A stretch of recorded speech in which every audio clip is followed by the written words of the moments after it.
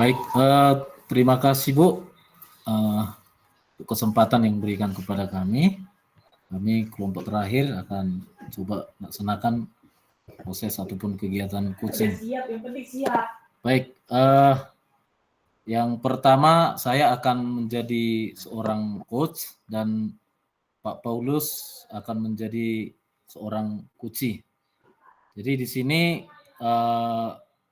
rekan saya seorang guru bercerita dia baru saja mendapatkan teguran dari kepala sekolah yang disampaikan oleh pengawas, di mana pada saat supervisi mengajar, pengawas keberatan ketika rekan saya mengajar tanpa buku teks. Nah, kami akan coba langsung menerapkan coaching. Oke, sudah siap Pak Paulus? Siap, Pak Serus. Oke. Baik. Selamat siang Pak Paulus. Apa kabar Pak Paulus? Selamat siang Pak Serus. Kabar baik dan sehat semuanya Pak. Oh, kabar baik ya Pak. Tapi kelihatannya Bapak kurang semangat ini. Kalau boleh tahu, apa kira-kira masalah Bapak ini? Itu Pak, sebenarnya saya memang ada sedikit masalah. Namun saya bingung mau mengutarakan kemana. Kira-kira apakah Bapak ada waktu? Mohon maaf lah Pak ya, jika seandainya saya mengganggu kesibukan Bapak. Oh, pasti Pak, pasti ada waktu. Dan jangan sungkan Pak, Bapak tidak mengganggu kok. Iya baik Pak, terima kasih Pak sebelumnya. Begini Pak, beberapa hari ini, belakangan ini saya sering tidak nyaman. Pikiran saya nggak bisa tenang Pak. Jadi, apa yang bisa saya bantu untuk mengatasi ketidaknyamanan itu? Dan kira-kira apa yang Pak Paulus harapkan dari hasil pembicaraan kita hari ini? Saya berharap akan mendapatkan ketenangan Pak setelah kita bisa menceritakan, saya nanti bisa menceritakan keluh-keluh saya. Baik, kira-kira masih ada yang lain Pak yang ingin Pak Paulus dapatkan? Saya berharap akan mendapatkan solusi dari masalah saya ini Pak. Iya, semoga kita nanti akan bisa mendapatkan pemecahan masalahnya Pak. Jadi permasalahannya seperti apa Pak? Silakan diceritakan dulu Pak. Bapak ingat atau tidak ya, saya pernah bicara kalau beberapa hari yang lalu pengawas melakukan supervisi Pak di kelas saya. Waktu supervisi itu saya mendapatkan teguran dari pengawas Pak. Oh, saya ingat. Tapi bagaimana bisa Pak? Lalu kira-kira apa yang membuat Pak Paulus mendapat teguran tersebut? Kalau menurut saya sebenarnya masalahnya tidak serius lah Pak. Oh, tidak serius? Tidak seriusnya seperti apa Pak? Itu Pak, Bapak pengawas mengkritik tentang proses kegiatan pembelajaran yang saya lakukan Pak. Proses mengajar yang bagaimana Pak? Apakah Pak Paulus dinilai kurang bisa mengelola kelas dengan baik? Atau seperti apa? Sehingga sampai dikritik seperti itu. Jadi sepertinya beliau keberatan waktu saya mengajar tidak memakai teks Pak. Oh, lalu bagaimana tanggapan guru terhadap respon dari pengawas tersebut? Saya sejujurnya menyampaikan kepada beliau bahwa selama ini ketika saya mengajar, saya menggunakan berbagai bisa dari buku referensi perpustakaan dan lain sebagainya. Bagi saya yang penting mengacu pada kurikulum, ketika saya sampaikan itu, beliau agaknya kurang berkenan, Pak. Oh, jadi masalahnya begitu. Kalau begitu izinkan saya bertanya dulu, selama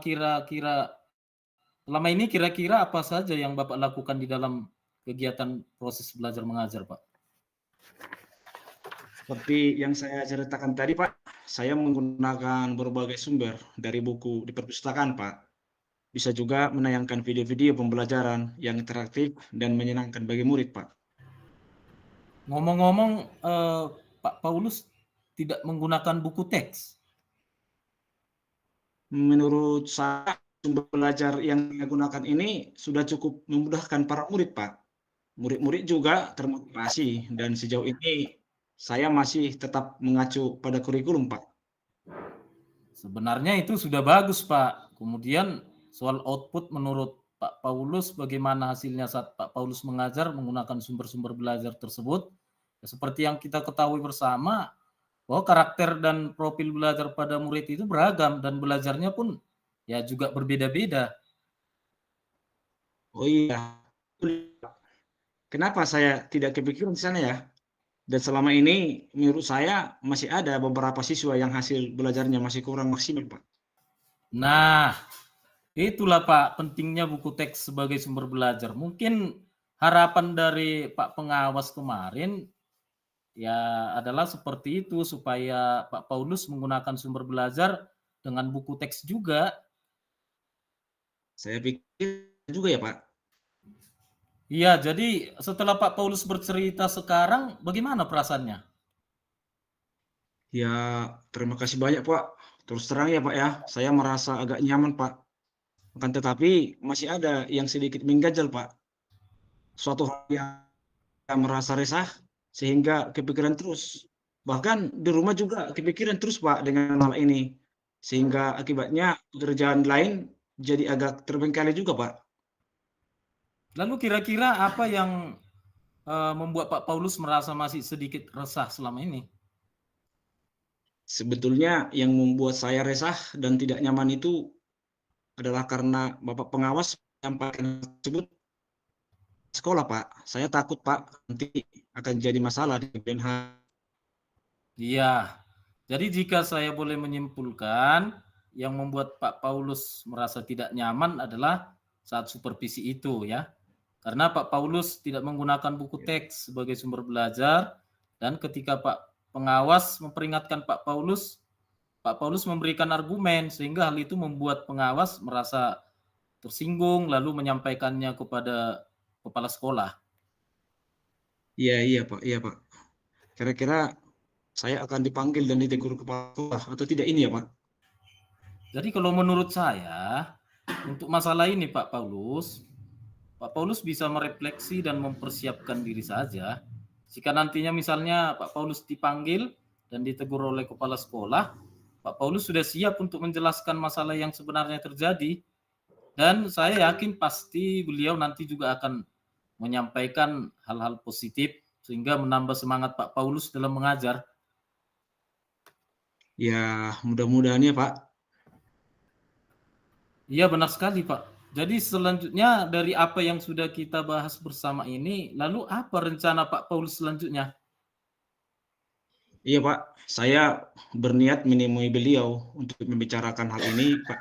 Mungkin beliau akan memberikan solusi, Pak. Iya, sebuah rencana yang sangat bagus itu Pak Paulus. Lalu kira-kira apakah masih ada hal yang lain yang Pak Paulus lakukan?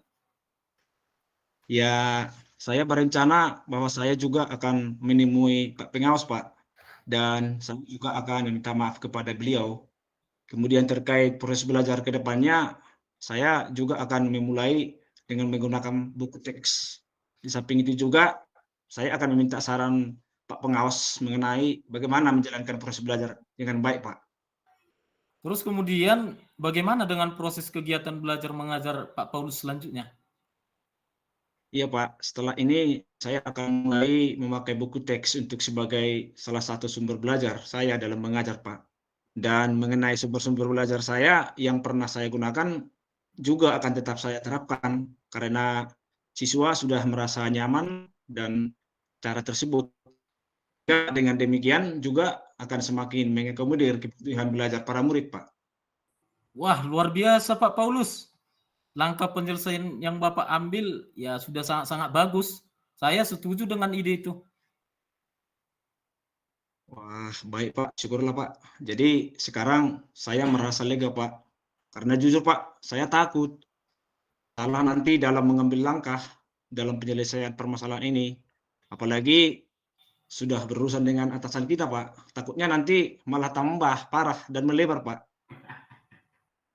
Iya, baik Pak. Saya juga merasa senang dan sangat bersyukur Pak pada akhirnya Pak Paulus sudah merasa lega. Terus dari yang sudah Pak Paulus rencanakan tadi, komitmen apa yang akan Pak Paulus lakukan untuk menjalankan rencana itu? Adakah batasan deadline waktunya?